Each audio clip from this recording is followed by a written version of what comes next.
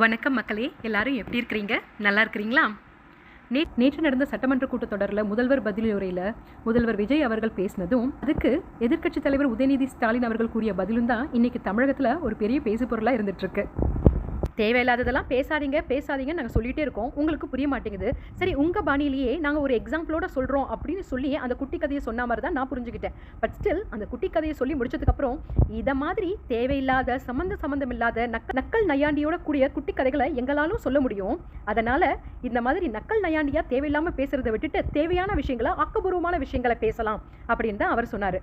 அவர் சொன்னது ஒருவேளை பிடிக்கலன்னா அதற்கு அட்லீஸ்ட் எதிர்க்கட்சி தலைவர் உதயநிதி அவர்களாவது, முதல்வர் அவர்களே வெற்றியும் தோல்வியும் மனுஷனுக்கு சாதாரணமான ஒரு விஷயம், அதனால இல்லாத ஒருத்தவங்களை சட்டசபையில தேடுறதை விட்டுட்டு இன்னைக்கு சட்டசபையில இருக்கிற நீங்கள் மக்களுக்கு என்ன செய்ய முடியும்னு யோசிங்க அப்படின்னு சொல்லியிருக்கலாம்.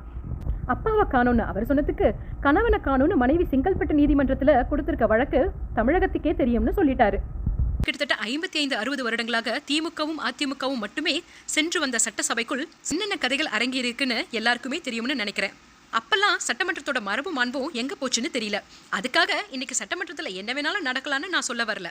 சட்டமன்றத்துக்கு வெளியில் என்ன வேணாலும் பேசலான்னு இருந்துடக்கூடாது இல்லையா? சட்டமன்றத்துக்கு உள்ளே பேசினாலும் சரி, சட்டமன்றத்துக்கு வெளியே பேசினாலும் சரி, அரசியல் சம்பந்தமாகவும் அரசு சம்பந்தமாகவும் ஆளும் கட்சியினரும் எதிர்கட்சியினரும் ஒருவர் எதிர்த்து கேள்வி கேட்டுக்கொள்ளலாமே தவிர மரியாதை குறைவா, தரம் குறைவா, முக்கியமாக பர்சனல் அட்டாக் செய்கிற மாதிரி பேசிக்காமல் இருந்தால் ரொம்ப நல்லா இருக்கும்.